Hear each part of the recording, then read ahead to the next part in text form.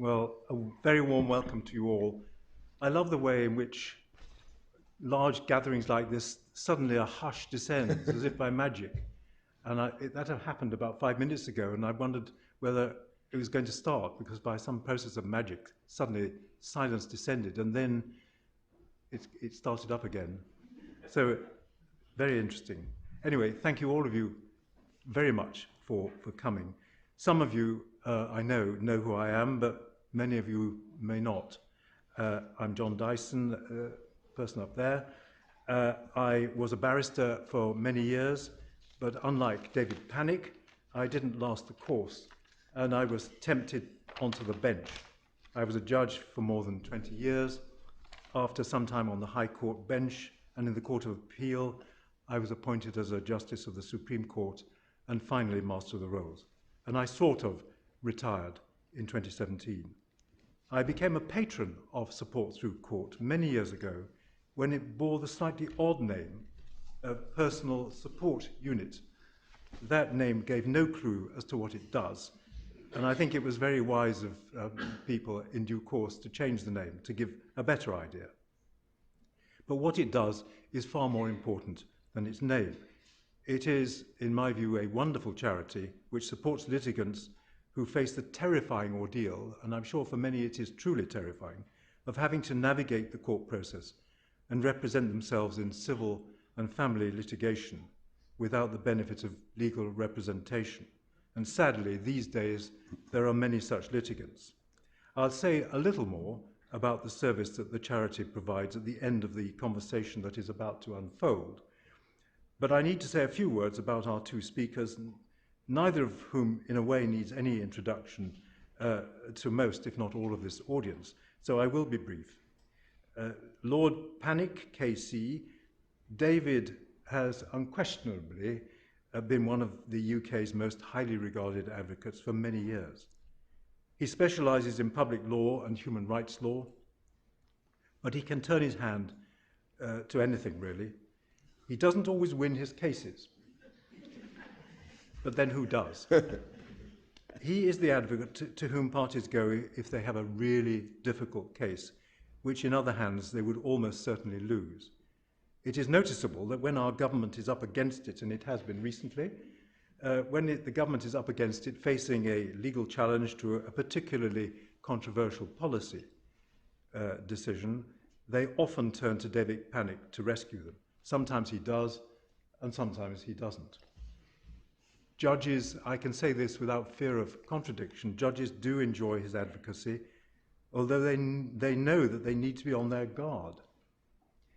The reasoning of his submissions can be dangerously seductive and may lead judges to a point where they think this cannot be right, and yet they find it quite difficult, and I speak from personal experience, find it quite difficult to see where it has gone wrong.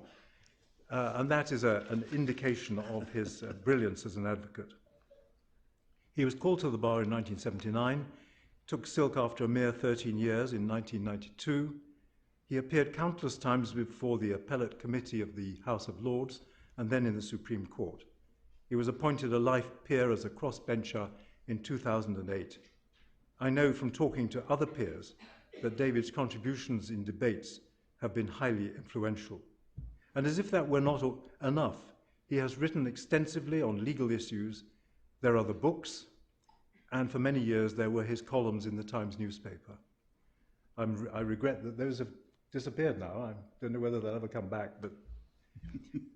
So we're indeed fortunate that David has agreed to speak tonight. But we're just as lucky in having Joshua Rozenberg, KC, as the person who has agreed to interview David.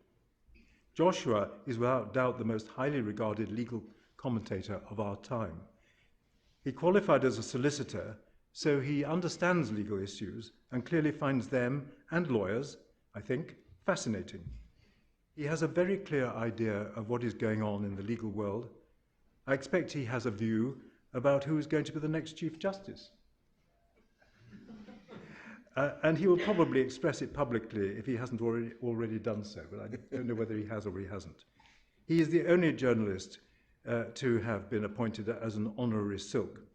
He was the BBC's legal correspondent for 15 years before moving in 2000 to the Daily Telegraph. In 2010, he returned to the BBC to present the popular Radio 4 series Law in Action, a programme which he had launched in 1984. He's written various important books, including famously The Enemies of the People, as well as columns in the Law Society Gazette and The Guardian. In 2020, he launched a new blog, which is a must-read for anyone who wants to keep abreast of the latest legal issues and the latest gossip. Joshua is a completely reliable and trustworthy journalist. Judges speak to him freely because they know that if they tell him, and I speak from personal experience, if they tell him something in confidence, he will not breach that confidence. He is an engaging interlocutor, and by his blend of friendliness and intelligence, he charms the person he is interviewing into perhaps revealing more than is wise. So let's see what happens on this occasion. So I'm about to hand over to Joshua to get the ball rolling.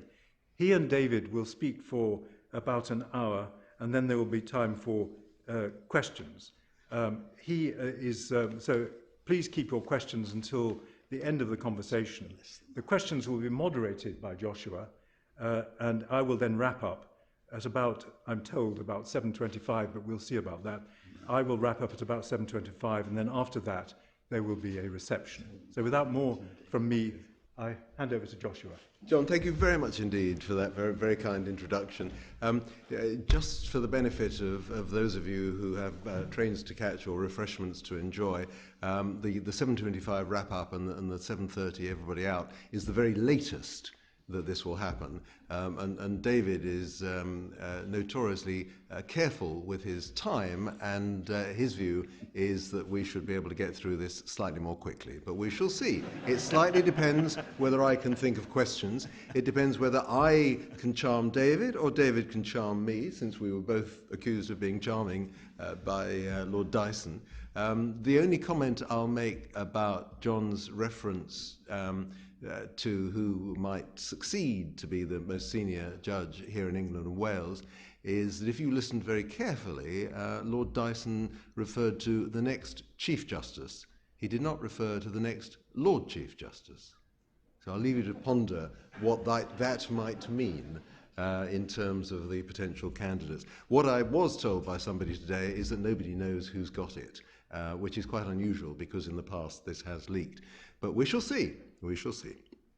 Well, David, you and I have known each other for some 40 years, slightly more than 40 years, on and off.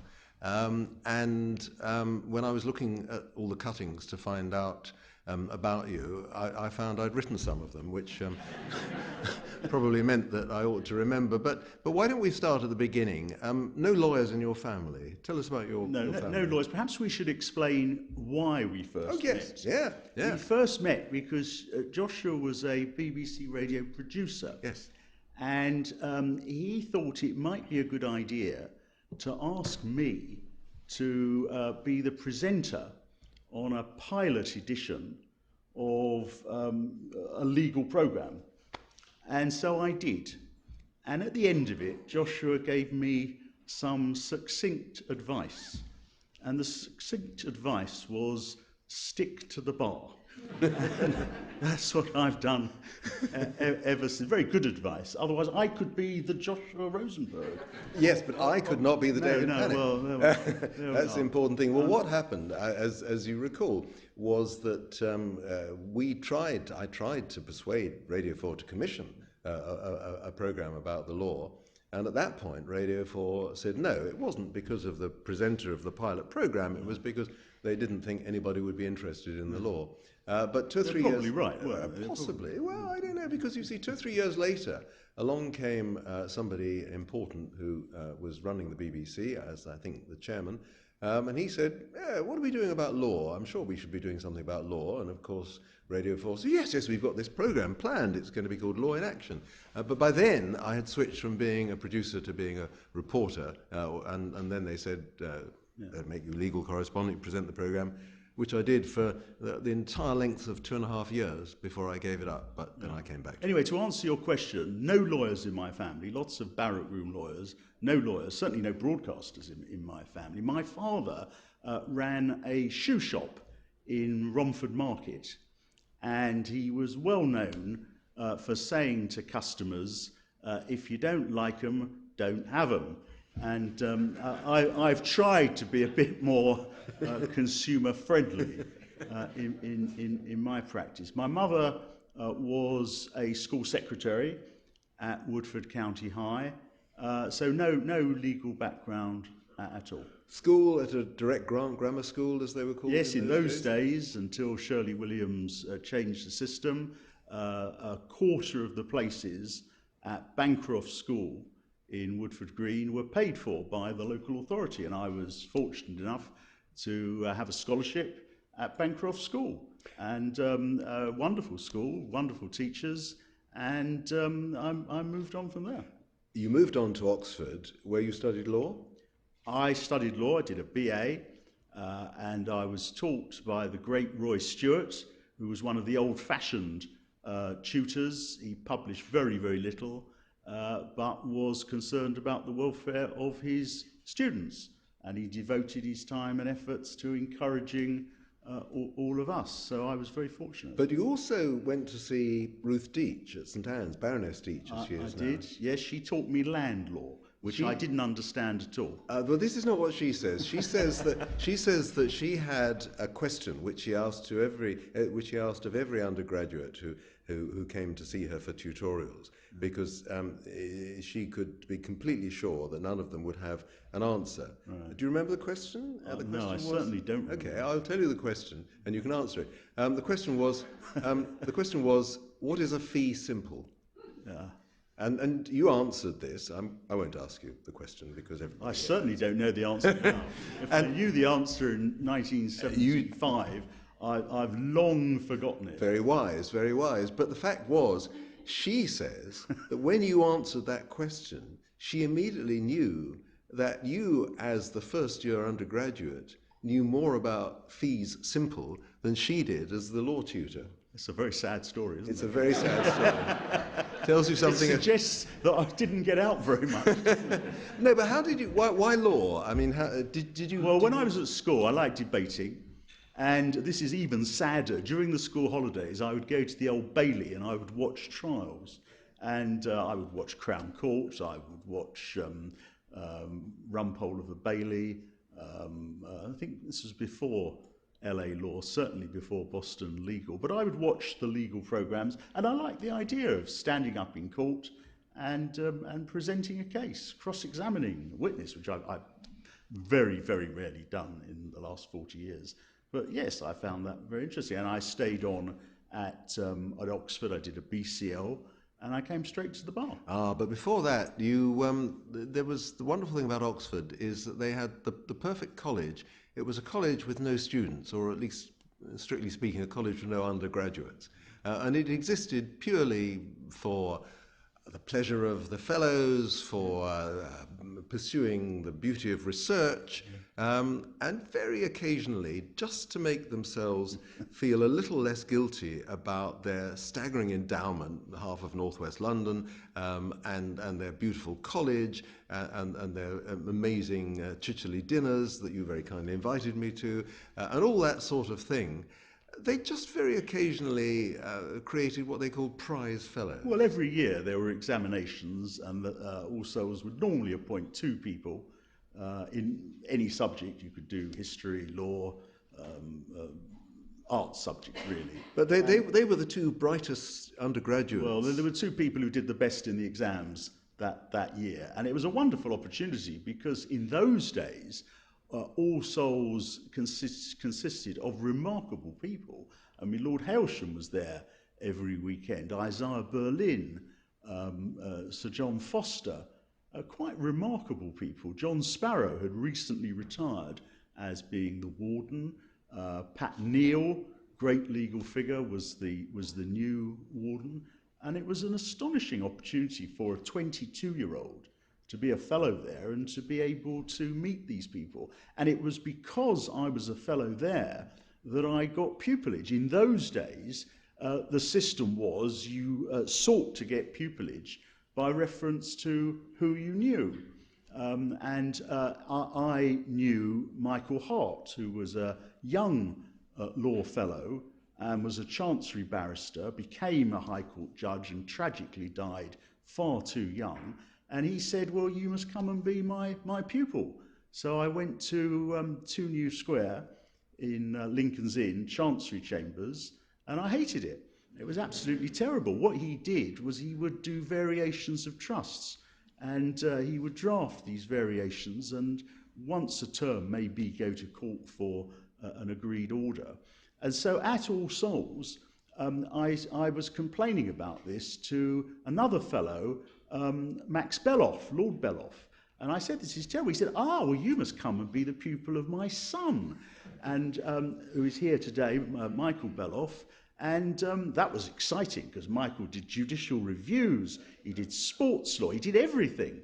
And in the evening he would go off and run marathons, and he was the legal correspondent of the Observer at the weekend. Judicial review was really quite new in those days. Well, it was, yes, absolutely. This was, when did I start? Must have been 1979, 1980. It was the early days, so we were in there at the beginning. I had a front row seat, or rather the seat behind Michael Beloff, watching these great cases, and that's where I cut my teeth. And because he very generously would bring me into cases, he was still a junior in those days, but I'd be the second junior, my name would appear in the Times law reports, and then solicitors would think, well, that Pannick, he obviously knows about that, so then I would get briefs. That's how it worked in those days. I mean, fortunately, now, it's not who you know, but what you know, and pupillages are allocated on a much more rational and fair system. But that's how it worked in 1979. So you were in the chambers which were then called Two Hare Court, yes. Which then became Blackstone Chambers. Became Blackstone Chambers around 2000, I think. And you've stayed there ever since? I've stayed there ever since, yes. Moved up the board. You've never particularly wanted to run chambers or anything like that? No, certainly not, no. I mean, there are people who have administrative abilities who run things. We have Julia Horner, who's sitting there as our Chambers Director. We have Jane Malkai, who is our current Joint Head of Chambers. They're very good at it. I'm not. But the chambers have grown and prospered, and they're taking over more and more buildings, and half of the... Well, I think when I joined, we probably had about 20 barristers. But as with most sets of chambers, we have expanded, and we're now, well over 100? I don't know. 130, yeah. 120. 120. I mean, there are people in chambers, I see them walking around, I have no idea who they are. That's a shame. It is a shame. That's a shame, because one's lost something there.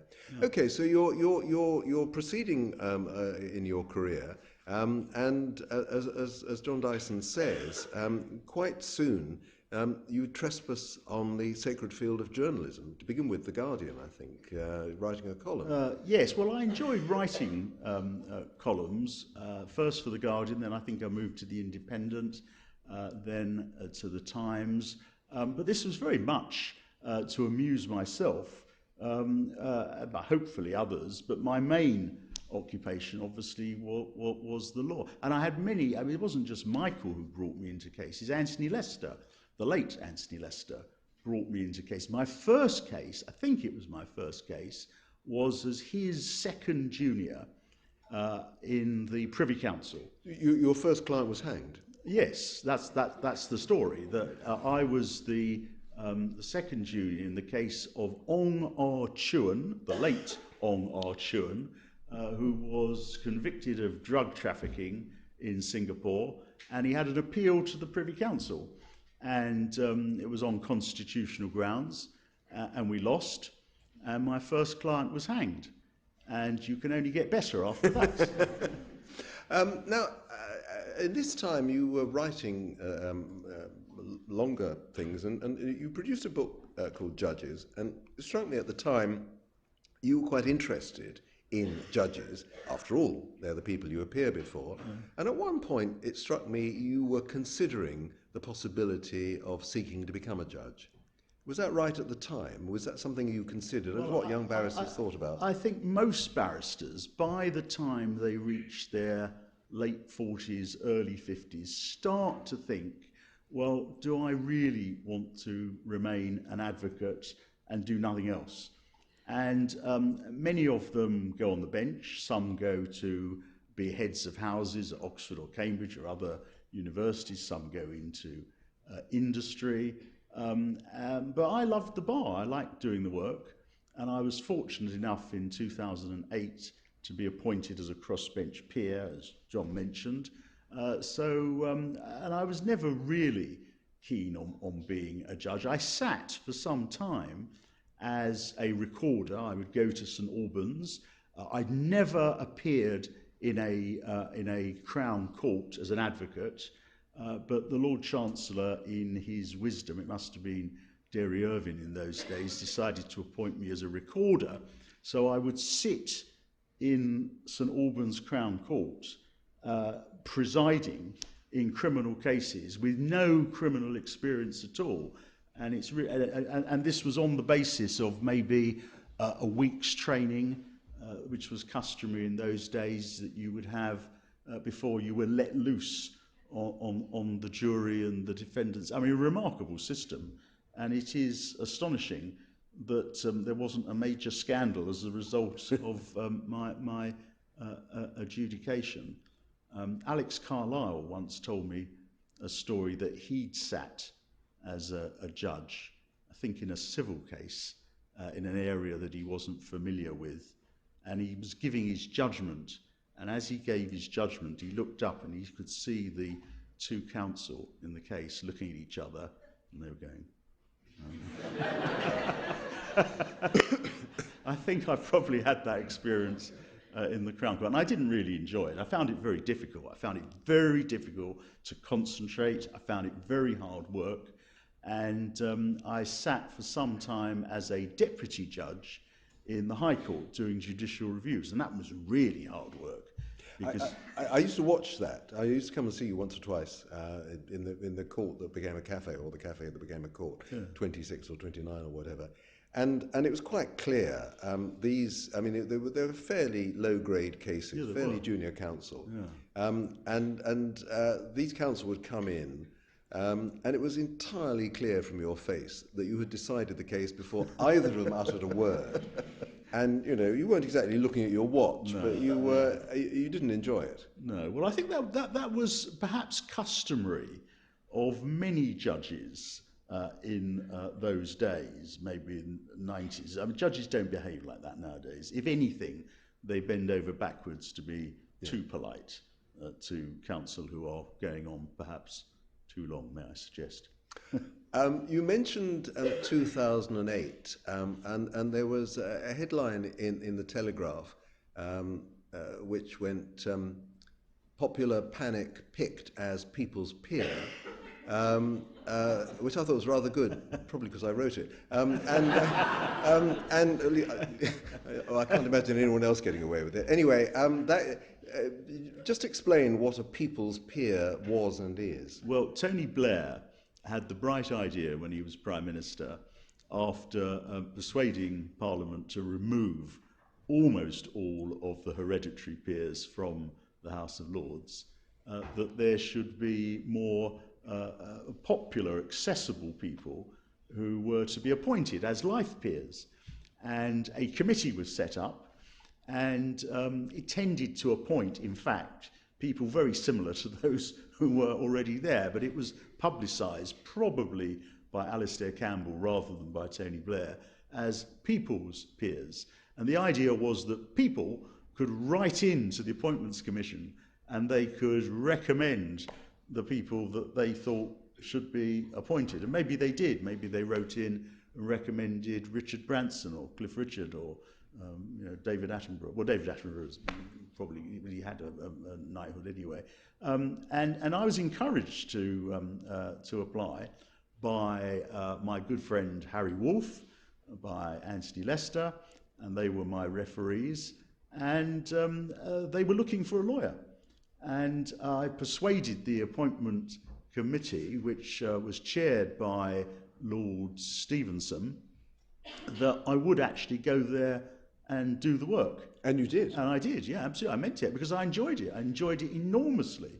And until I got there, I hadn't quite realised how Parliament works. And how Parliament works is that the House of Commons doesn't have the time or the inclination to address the detail of the legislation before it. It discusses the main points of principle, but then it sends it on to the House of Lords. And the House of Lords, whatever you think of its constitutional role and the absence of the democratic deficit, does actually do a valuable job in scrutinising legislation, and that requires peers to do the work of looking at the legislation.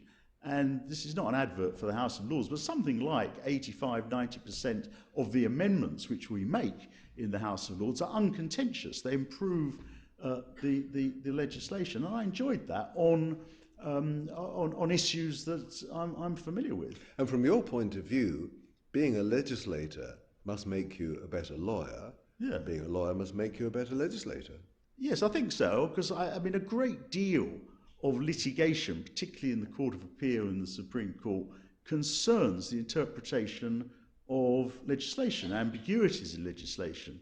And if you've seen how the process works, then that does, you've seen it close up, it does give you, ideas as to how to argue points that arise. And I served on the Constitution Committee, which meant that I saw the issues that were coming up in the House of Lords, issues of constitutional importance. So I enjoyed it very much, absolutely. And that confirmed my belief, to answer your question, that I didn't really want to be a judge. I mean, there are people who do the job, they do it very well, they're very well qualified to do it. I like arguing, I like presenting one side of the case and let somebody else decide which is the right answer. There was a time in the late 1990s when it was considered acceptable for the law lords, who were members of the House of Lords, otherwise they wouldn't have been able to sit as judges of the final court in the United Kingdom, it was acceptable for those law lords to take part in pretty political debates. And then the whole system changed, and you got to 2009 and the creation of the Supreme Court, and it was decided that although members of the Supreme Court would have the courtesy title of Lord or Lady, they wouldn't be made peers. Yes. The Lord Chief Justice, or whoever his successor may be, by convention is made a peer. But the problem is there aren't very many very senior lawyers in the House of Lords. And I mean, Lord Anderson of Ipswich, KC, has been brought in, possibly, I don't know if you had anything to do with that, but I mean, you and he are very valuable practicing lawyers who can provide some legal expertise, not least because of the fact that although anybody who was a law lord is entitled to sit, people have taken leave of absence because of the requirements of the House of Lords. Yeah, there are a number of legal peers there. Many of them have served as Conservative Party ministers and for various reasons have left that post. They've got fed up with the limitations. I'm thinking of my friend David Wolfson, I'm thinking of Richard Keane, Edward Folkes. So there are a number of very distinguished lawyers who sit on the Conservative benches. But there is a problem, and the problem is that before the change, 2005, all members of the Appellate Committee were members of the House of Lords, as you say. And when they retired, they tended, not all of them, but most of them would come back to the House of Lords and do the hard lifting. They would chair committees, like the Conduct Committee or private bill committees. And when the Supreme Court was created, there was in fact a promise, because this issue was raised, there was a promise that all those appointed to the Supreme Court would be made members of the House of Lords. And that promise was broken. And the consequence is that there are very few senior judges who now sit in the House of Lords. Simon Brown still attends regularly. David Hope attends regularly. It's not been helped by the fact that in the House of Lords, against my views and the views of many others, a rule was passed which requires the disclosure of any money that you earn from a foreign government. And many of the people who are former judges who sat in the House of Lords and played a very important role felt that they had to take leave of absence because they're arbitrators and arbitration is confidential. And they couldn't disclose that they're being paid even though there's only one party in the case. They're not acting for them, they're arbitrators, but they're receiving money from Ruritania. So there's a declining number of senior judicial figures in the House of Lords. That's a real problem. It's a very real problem. The Lord Chief Justice can't sit in the House of Lords while he's in post, but when he retires, maybe he will come to the House of Lords. Others have been appointed. Heather Hallett was appointed. But then you've got the difficulty, is it really appropriate for the Prime Minister to pick and choose between retiring judges as to which of them should be appointed to the House of Lords? Lord Reid's been appointed as the President of the Supreme Court, but he can't sit. It used to be the case that the Master of the Rolls would be appointed to the House of Lords. I don't want to embarrass him, but John Dyson, it didn't happen. And many of us can't understand why that is so. So it is a real problem. There's another very interesting conflict that you personally have encountered, which is that you have taken a self-denying ordinance in that you haven't been talking about a current issue in the House of Lords because you are involved in a current case relating to the same issue, which I can sum up with the one word Rwanda. Yes. Now, why don't you, as John Dyson said, the government got in first by briefing you in the current proceedings, which have been heard in the Court of Appeal, and we're awaiting judgment. And you were briefed as a double act with Sir James Eadie from the government. And so you have decided that you can't take part in the current debate on the bill that the government is proposing for the next stage. Well, I can't, can I? I mean, I can't, you can't at one and the same time be one of the counsel with my friend James Eadie for the Secretary of State, for Suella Braverman, seeking to persuade the Court of Appeal that the Rwanda policy is perfectly lawful and that it's not a breach, for example, of the Refugee Convention to say to aspiring asylum seekers, you can be shipped off to Rwanda. I can't do that and at the same time stand up in the House of Lords and argue that all of this is an outrage. I mean, I can't do both of those things if that were my view. If that were my view. So I have to be very careful. And I think, having first been briefed, then there are many other peers in the House of Lords who will present the case for and against the government's policy. And it is a tricky issue. But in the court, I'm arguing the law. But part of the objection to the illegal migrants bill is a legal objection, that this is, it is said, a breach of the Geneva Convention, European Convention on Human Rights, all sorts of things. Issues arise in the bill about whether it's appropriate to have a clause that permits the Home Secretary not to comply with an indication from Strasbourg, were it to give one in the future, under Rule 39, that people should not be removed. And all of those issues are really part of the case in the Court of Appeal. It may go to the Supreme Court, it may go to Strasbourg. And I take very seriously, I know many of my colleagues at the bar take very seriously, the cab rank principle.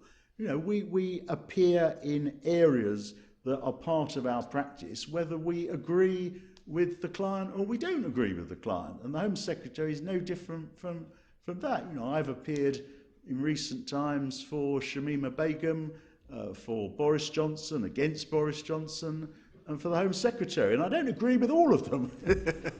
Well, let's talk about some of those. I mean, just before we leave Rwanda, obviously you can't talk about a case you're involved in, particularly a case on which judgment has been reserved. Yes. But can you tell us in neutral terms about the issues in that case? Yes. The legal issues in that case, and so what the court is grappling with, and conceivably, if not the arguments on both sides, what the question is. Well, very briefly, there are three main issues. Issue number one is whether Rwanda is a safe third country, and the appellants in the Court of Appeal, supported by United Nations High Commissioner for Refugees, say no, it's not.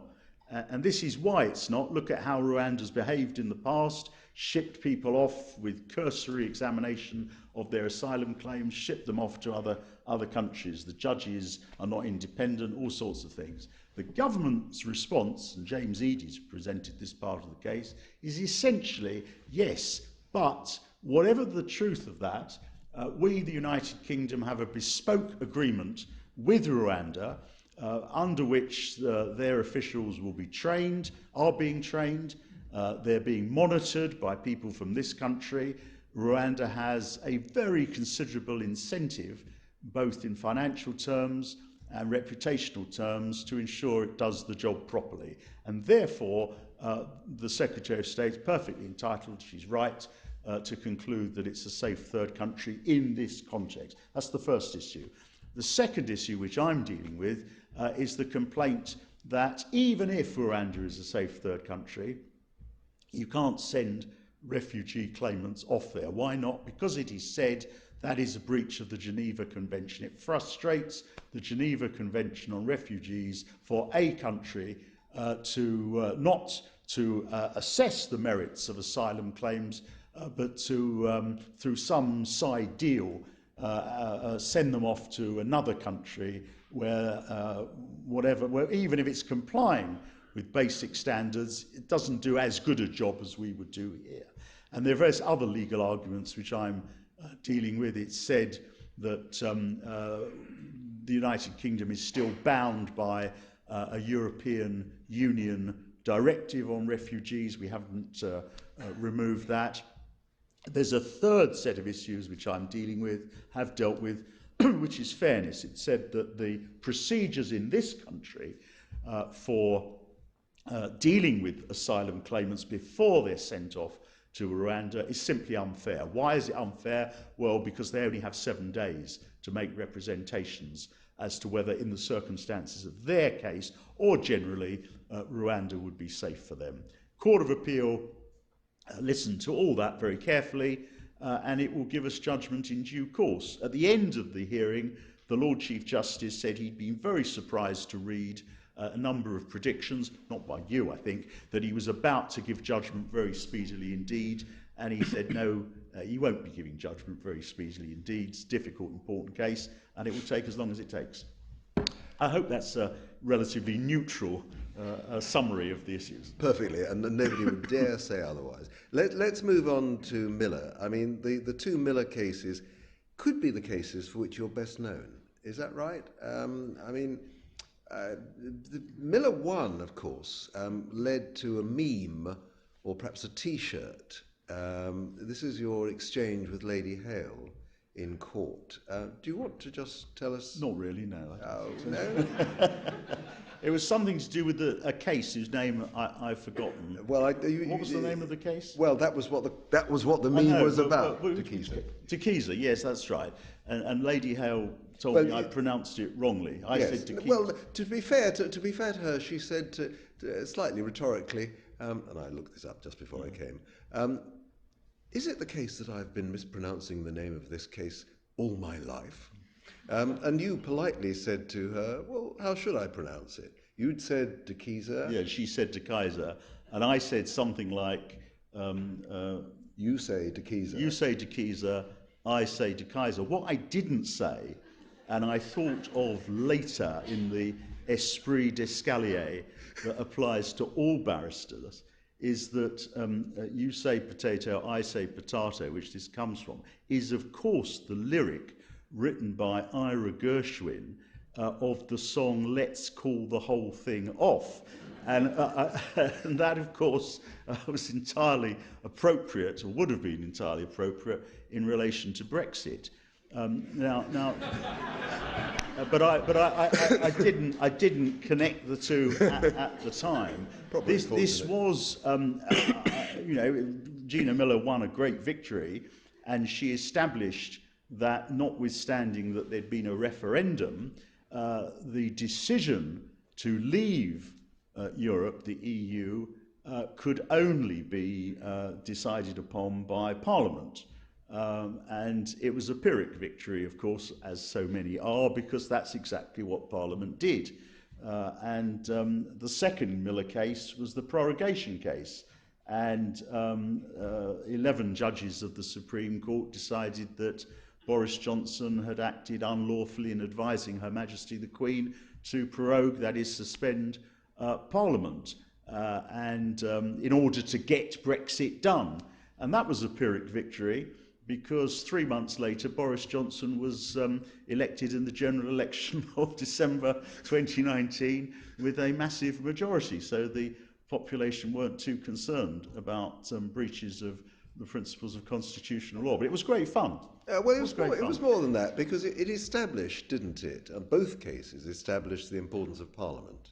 Both cases established, Miller 1 established that only Parliament could trigger Brexit. Yes. Your analogy about the speeding bullet, which took several years but finally hit its target. And Miller 2 established that the Prime Minister couldn't unilaterally scrap Parliament, prorogue Parliament. So, yes. they were more, all right. It was about parliamentary sovereignty. They were. They both established that parliamentary sovereignty is a core principle of the British Constitution. But in political terms, Brexit was done, and Boris Johnson did take us out of Europe, with all the consequences, good or bad, depending upon your political views, of that decision. But that didn't stop his solicitor briefing you to represent him in the House of Commons Privileges Committee inquiry, which was recently conducted, and which again we are awaiting judgment on. Yes, Boris Johnson has made a significant contribution, I think it's fair to say, to constitutional law in this country. Whatever you think of his political skills or otherwise, he has certainly done that. And you'll remember that after Partygate, the House of Commons voted to send off to the Privileges Committee, now chaired by Harriet Harman, the question: did he mislead the House of Commons when he said that the Brexit regulations were complied with? And we had a hearing. Some of you may have seen it on television. When was it? About a month ago. And I found that, I think, one of the most frustrating experiences of my career as a barrister, because I wasn't allowed to say anything. And in my experience, 42 years of experience, it's pretty unusual to be representing someone but be prevented from saying anything to those who are taking the decision. You argued against that before the hearing. Yes, I mean, we said to them, this is fundamentally unfair. They said, no. You know, we're not a court of law, we're a parliamentary committee, that's how we operate. But the reality is that they will be deciding on a matter that will or could have grave consequences for him. That if he's found to have misled Parliament, and if the sanction that they recommend is more than 10 days suspension from the House of Commons, and if the House of Commons agrees with that, then there can be a recall petition and there can be a by-election. So it's a very grave sanction that they have. We can put in and did put in written representations, but as a barrister, I'm rather attached to the idea that oral argument is of value. Not lengthy oral arguments, but some oral argument. And particularly when the questions that were being put by the members of Parliament on occasions may perhaps have misstated the terms and the impact of the regulations that he was being accused of breaching, then it is a very frustrating experience. This was perhaps obvious to those of us watching you on television, sitting to the side of Boris Johnson. You did raise an eyebrow just once or occasionally, twice. yes. But that was all you could do. But to be fair to the committee, you weren't allowed to defend, but they didn't have counsel to prosecute, as you might have in some other procedure, might have in the United States. But it might be said that's another element of unfairness. I mean, in any other tribunal in the land, you would not have, would you, the same people performing the role of investigator, prosecutor, and judge. I mean, it would simply be, were that to be the case in relation to the Working Men's Club of Cleethorpes, which dismisses someone from membership, or the Golf Club of Esher, which imposes a sanction. Or the Garrick. Or the Garrick, yes, the Garrick would be another good example.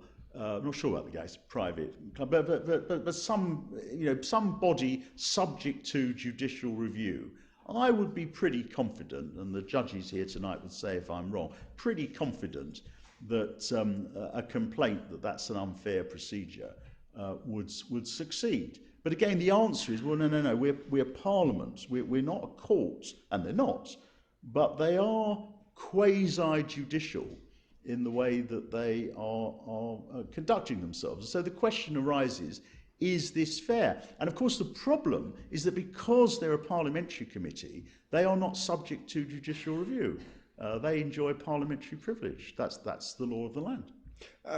The closest I can think of an inquisitorial court in this country is an inquest, where the coroner is the inquisitor, asks the questions, takes the decisions and so on. But that's very different. The coroner's powers are much more limited. Yes, and in any important case, you would find counsel who would perform the role. And this is easily remediable. All that the parliamentary committee needs to do is to appoint a counsel to perform that role. And they can sit there, they can listen, they can interject for clarification. But for them to perform the role of prosecuting and judging does make me uneasy. And I'm not just talking about Boris Johnson's case. I mean, I've taken this view in other cases as well. But that's how parliamentary committees operate. Now, the interesting thing is that Boris Johnson, when his solicitor, Nick Vamos, advised him to brief you, didn't say, oh, that man Pannick, he defeated me on Miller 2, and hold it against you personally. No. And this is an example of the cab rank rule. This is you being protected by the cab rank rule. You can say, well, I acted for Gina Miller, I could have acted for the Prime Minister, I sometimes have acted for the Prime Minister, you've acted for all sorts of dignitaries in your time. But your argument as a practicing barrister and a strong supporter of the cab rank rule is that a barrister should not be identified with that barrister's client. Well, I think this is absolutely fundamental. And I was very concerned recently, you may have seen, that a number of prominent lawyers expressed the view that they would not accept instructions to prosecute environmental protesters. The fact that they consisted of Sir Geoffrey Bindman and Jolyon Morm, who were most unlikely to be instructed to be prosecutors in those cases, nothing to the point. They said as a matter of principle, they would not accept instructions. And I've always taken the view, and I think a number of my colleagues take the view, that it is fundamental to the role of the barrister that you don't pick and choose your cases on the basis of whether you approve of your client or what they are accused of having done.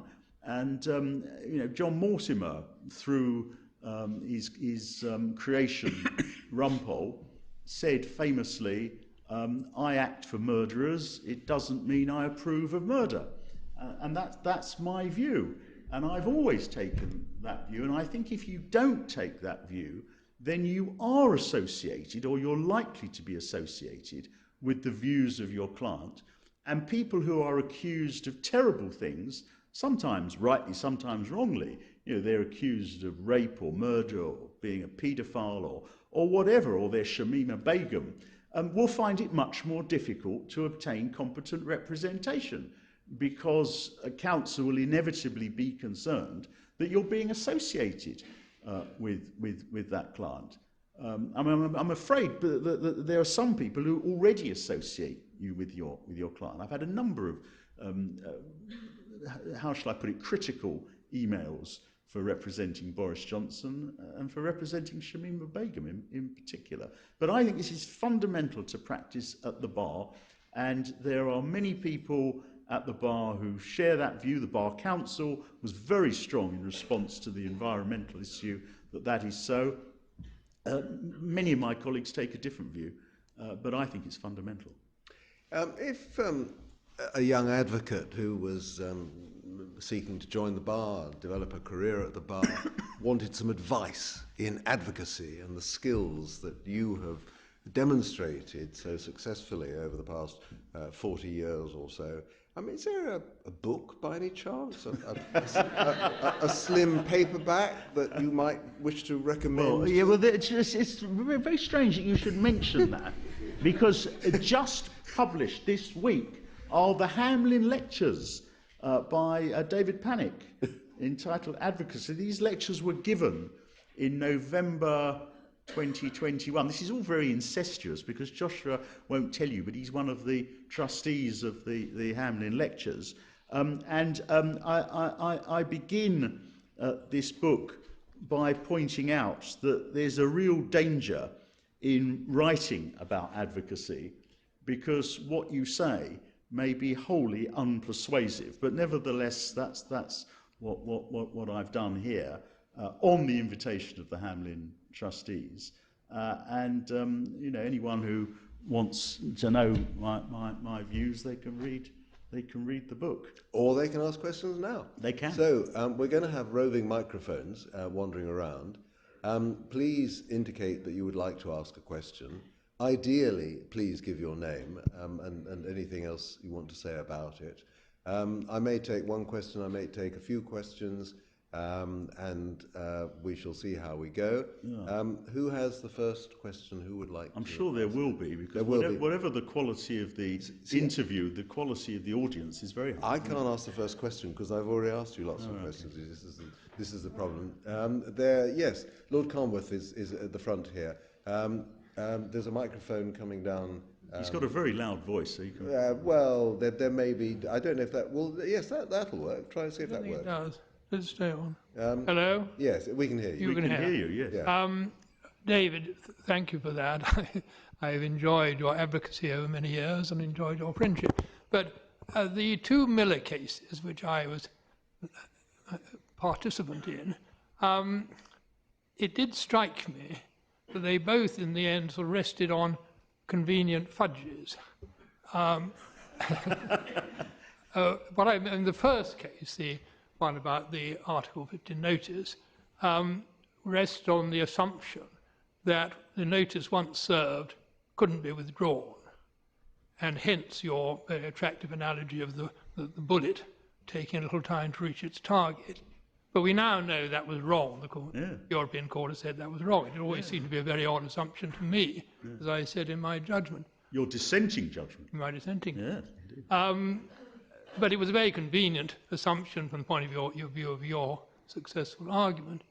The second case was rather more subtle, I think, because it seemed to me to rest on the assumption that the Queen was bound by the Prime Minister's advice, which I found a pretty questionable assumption, and I suspect our present monarch might have had a rather different view about that. But again, it was rather a convenient assumption from the point of view of your argument. I'd just like your comment as whether you agree that they were, in a sense, fudges, and also how that was achieved as a matter of agreement between the advocates. Well, you say a fudge. Of course, if you're the advocate, you're really not concerned with the coherent development of the law. That's the function of the judge. The role of the advocate, if I can quote Justice Felix Frankfurter of the United States Supreme Court, is not to enlarge the intellectual horizon. His task, or I would add her task, is to seize the mind for a predetermined end, not to explore paths to truth. And that's what I believe about the advocate. You know, if it's a fudge, fine. If your client wins the case, you have achieved your objective. But putting a more academic hat on, well, yes, of course, in the first one, the problem with that case was that it was at the intersection of law and politics, with a number of assumptions as to how the Europeans would behave in various hypothetical circumstances. And the bullet shot from the gun was, I think, a useful tool of advocacy, but not, as you say, accurate. In relation to prorogation, the difficulty with analysing the case is that it was argued on behalf of the government in a very strange way. They were unwilling to engage in the relationship between the Prime Minister and Her Majesty. They declined to provide any evidence from the Prime Minister as to what he thought at various times, and I have reason to believe that was because the government lawyers didn't think that they could properly put before the court anything that would assist in, I put it politely, anything that would assist in those respects.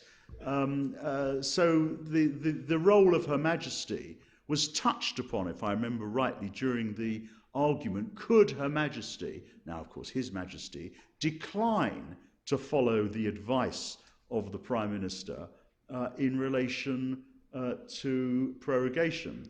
And there was, I think, an interview with Jacob Rees-Mogg, who was the president of the council at the time, and who went to Balmoral in order to communicate to Her Majesty what the advice from the Prime Minister was. And he said in the interview that it was a very short meeting, and the advice was communicated, and to use Joshua's phrase, a quizzical eyebrow was raised. Do you want to come back on that? It's quite an interesting thing that whereas Lord Pannick can't ask Lord Carnwath to explain the reasons behind his judgment, Lord Carnwath can ask Lord Pannick to explain the justifications for his advocacy, which is slightly an unusual thing. Do you want to come back? No, really. I mean, Okay. I thought you gave the answer I rather expected. I think that what I'd be interested to know is whether, if the present King Charles had been faced with Jacob Rees-Mogg coming along, whether he would have done more than raise a quizzical eyebrow, but we won't know that, I suppose. No, I don't know. I suspect that the advice from the Prime Minister would be would be challenged to a greater extent, and perhaps a view would be expressed as to dissatisfaction that may lead another Prime Minister to think again. One would hope so. Properly, would that be done properly? Would the King be acting properly?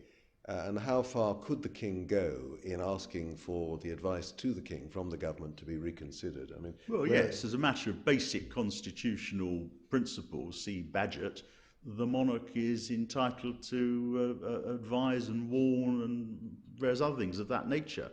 It's up to the Prime Minister at the end of the day to say what is going to happen.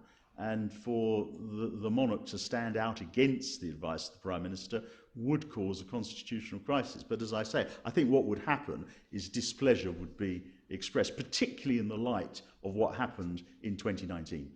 Another question. Who has another question? Yep, go ahead.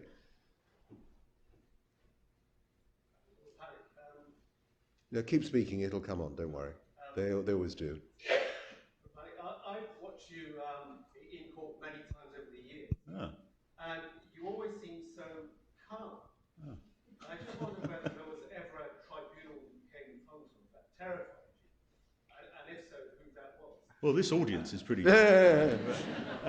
no, I think if you speak to any advocate and they are honest, they will tell you that going into court is a nerve-wracking experience. It doesn't matter how experienced you are, whether it's your first case or whether you've been doing it for 40 years, you simply don't know what's going to happen. And it's a terrifying experience, whether it's appearing before an employment tribunal or the Supreme Court. But once you start, the nerves tend to dissipate. And I think that's true of many, many advocates.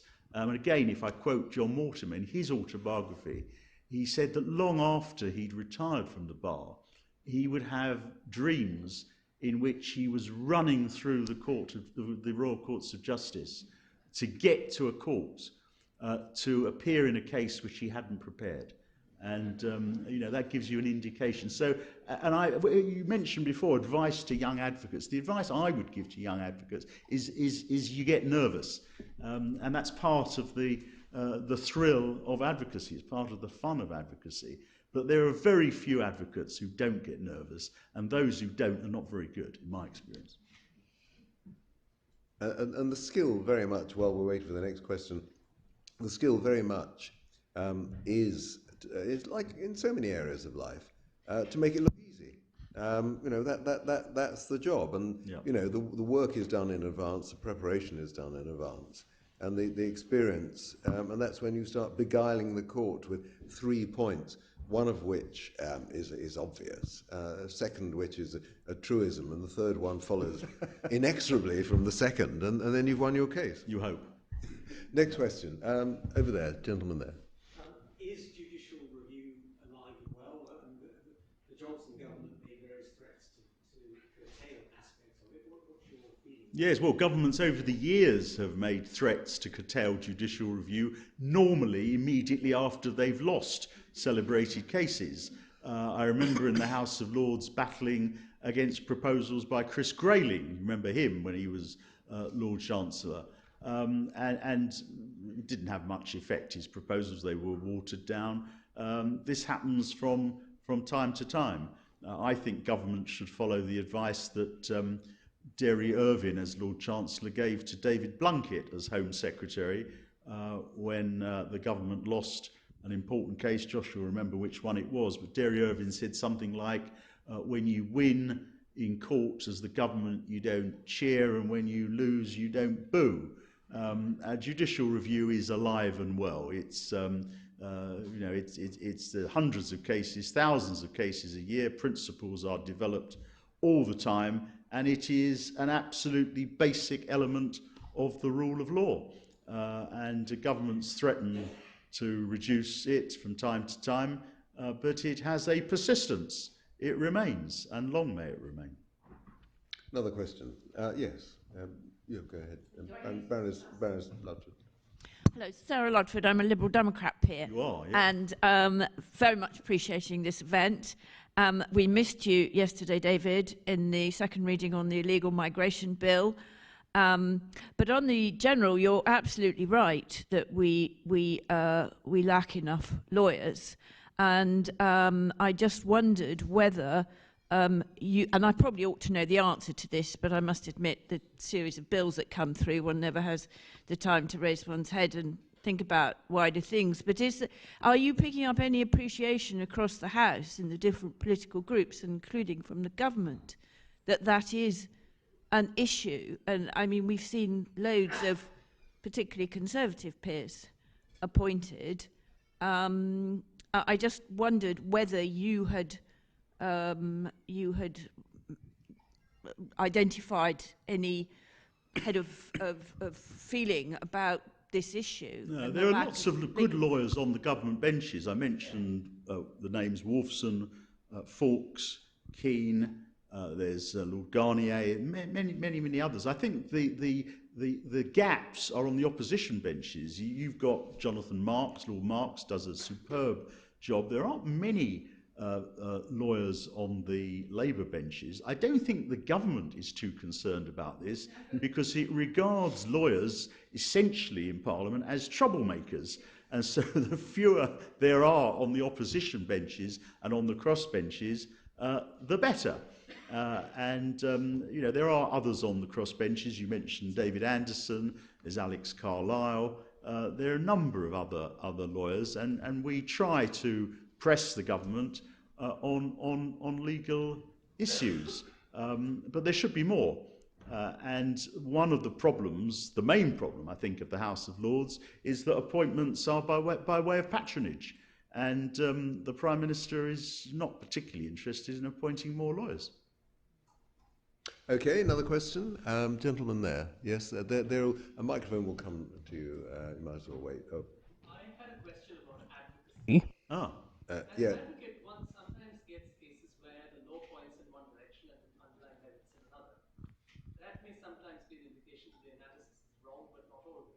For example, when there's a technical point which is unquestionably right as a matter of analysis, but produces an unmeritorious outcome, say a claim should be struck out. As an advocate, what is the best way of persuading a judge that they have to do something they don't do? I'll just repeat the question a little bit, or perhaps you'll summarise it. But the final part of the question was how to persuade a judge of something that they don't want to do.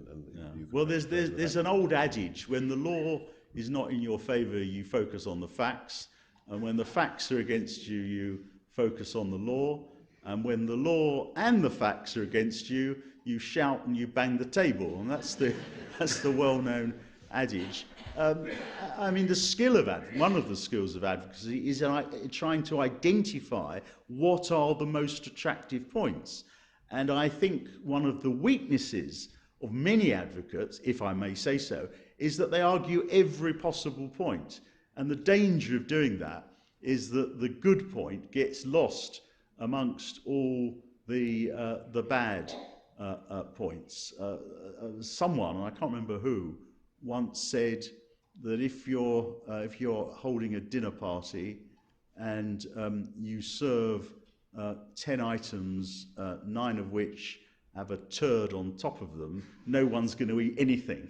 That's a crude way of making the point. You want to select your best points, and there are always good points or better points in any case, and those are the ones you focus on. They may not get you home because they're not winnable points. And however good the advocate, there are many, many cases that are simply not winnable. Although you could win more of them than... No, I lose more cases than I win. Well, that's good. So you get instructed on the most difficult ones. Another question. Another question? Or shall we call it... Oh, yeah, lady over there. There we are. Hi, my name is Evgenia. I'm a student at the Advocacy. I was just wondering, coming back to the judicial review question that was a couple questions earlier, do you see the cuts to legal aid as a significant threat to what you say is alive and well? The cuts to legal aid? Yeah, very much. Yes, very, very severe threat. Legal aid has, since 1949 when it was introduced, it's been cut in terms of the subject matter that it covers.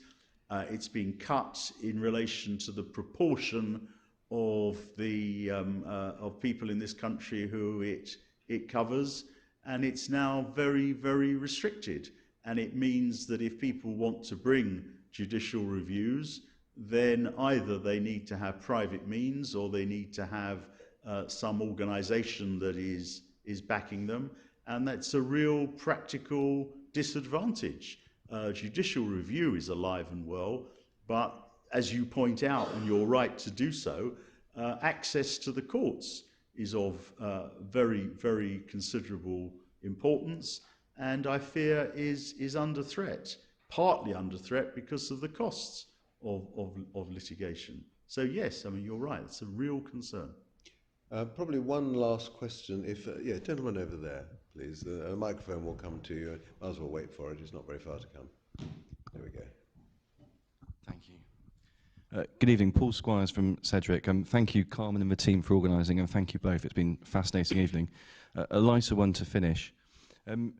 So do you have some advice for some of the maybe current and budding lawyers here this evening on how you might, advice on how you might handle perhaps a difficult, maybe a greased client? A greased client? A client who is inebriated, or a client who's perhaps been described as being a greased piglet, or someone difficult to handle, or general advice on handling piglet. Difficult clients. How do a hypothetical fair-haired client who yes, how do you deal with difficult clients? Well, that's the life of a barrister. You've got to deal with difficult clients, difficult solicitors, sometimes difficult judges, but you deal with it with patience, with charm, and intelligence. Hopefully. A final question from me, really, is where you go from here. I mean, here you are at the top of your profession, top of the bar, top of a major contributor to the House of Lords. 100 cases before the Lords, another, what is it, before the Supreme Court, 25, 50? Or? There is something called hubris, which is constantly in one's mind. Now, I enjoy what I do, and I will continue to do it as long as I am able to do so. I have 3 teenage children, which provide an incentive to keep going. And a wife. And 3 more older children as well. Indeed. David Pannick, thank you very much. Thank you very much. Pass on to John Dyson.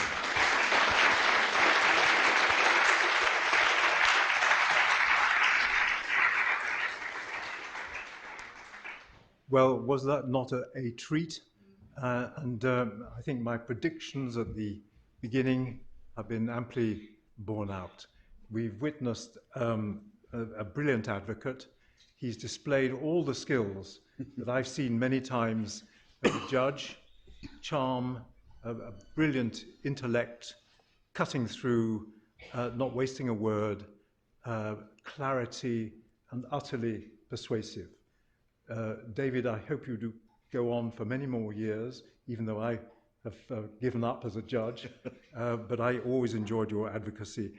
I found it interesting to hear what you said about about oral argument. It's hardly surprising that you're a devotee of oral argument. And those of us who saw Boris Johnson with the Privileges Committee, his performance, must have found it, as I did, absolutely fascinating. To see your face, David, that spoke volumes, in my view. But of course, you weren't able to say anything.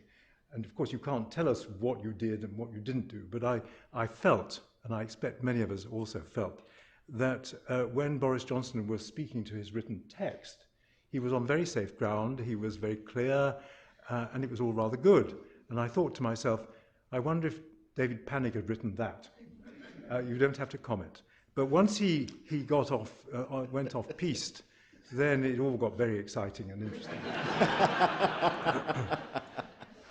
So thank you very much. And Joshua, again, I think everything that I said was likely to happen was demonstrated amply by what you did. You didn't ask any devilish questions, but you did ask some searching questions, some very interesting questions. And I think we've learnt a great deal from these 2 people who are at the top of their respective professions. So before I sit down, and I'm sure you're all desperate to go to the reception, I would like, at any rate, to just say a few words about the charity whose support through court that has put on this wonderful event. As I said, I'm in no doubt that the work that it does make an important contribution to enhancing the access to justice in our civil and family justice system of those who do not enjoy legal representation.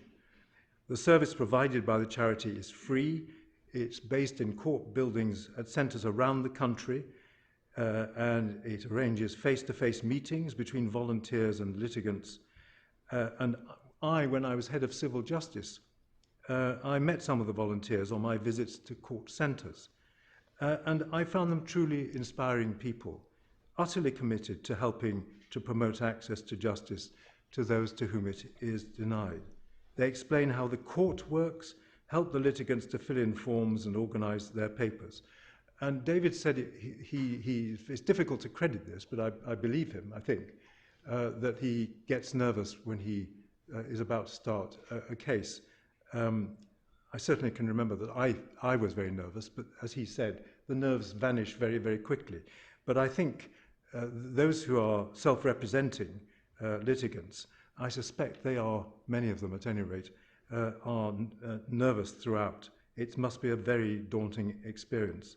So the volunteers help the litigants to plan what they want to say in a court, and if necessary, accompany them into court and provide support for them by simply being there.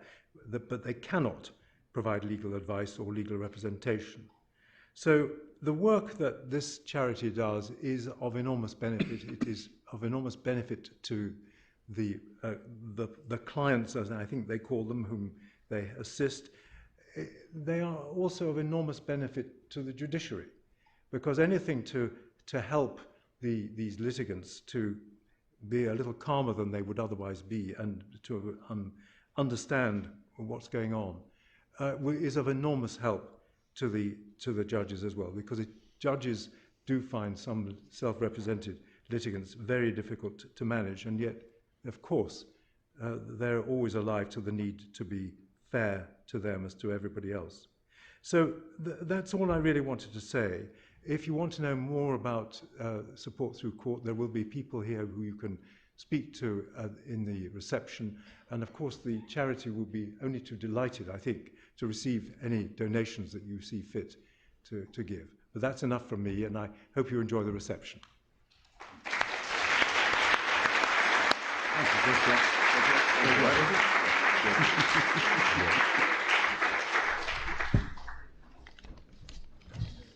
Picked up